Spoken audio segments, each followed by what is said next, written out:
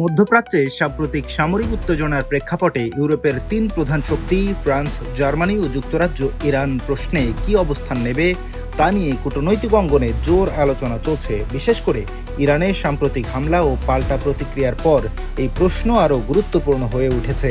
তিন দেশ সরাসরি যুদ্ধে জড়াতে আগ্রহী না হলেও প্রকাশ্যে আঞ্চলিক উত্তেজনা কমানোর আহ্বান জানিয়ে নিরাপত্তা ও মিত্র স্বার্থ রক্ষায় পরোক্ষ ভূমিকা রাখছে।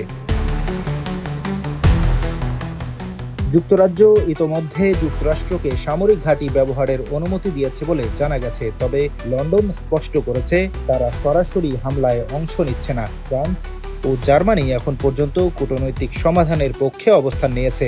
তিন দেশই ন্যাটোর গুরুত্বপূর্ণ সদস্য, ফলে বিশেষ করে উপসাগরীয় অঞ্চলে ইউরোপীয় নাগরিক, জ্বালানি সরবরাহ ও বাণিজ্যিক স্বার্থ রক্ষার প্রশ্ন সামনে আসবে।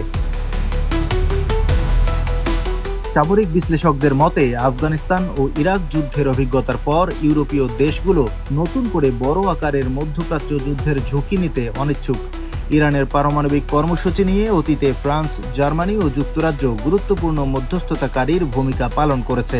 ফলে তারা সম্পূর্ণ সামরিক সমাধানের চেয়ে কূটনৈতিক চাপে ইরানকে নিয়ন্ত্রণে রাখার কৌশলকে বেশি কার্যকর মনে করে। তবে যদি ইরান সরাসরি ইউরোপীয় স্বার্থ বা স্থাপনায় হামলা চালায় কিংবা ইসরায়েলের সঙ্গে পূর্ণমাত্রার যুদ্ধে জড়িয়ে পড়ে, তাহলে পরিস্থিতি দ্রুত বদলে যেতে পারে।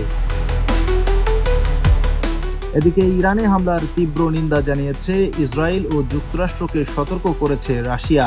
পরিস্থিতি যদি আরও বিস্তৃত আঞ্চলিক যুদ্ধের রূপ নেয়, তখন ইউরোপের এই তিন শক্তির ভূমিকা নতুন করে নির্ধারিত হতে পারে।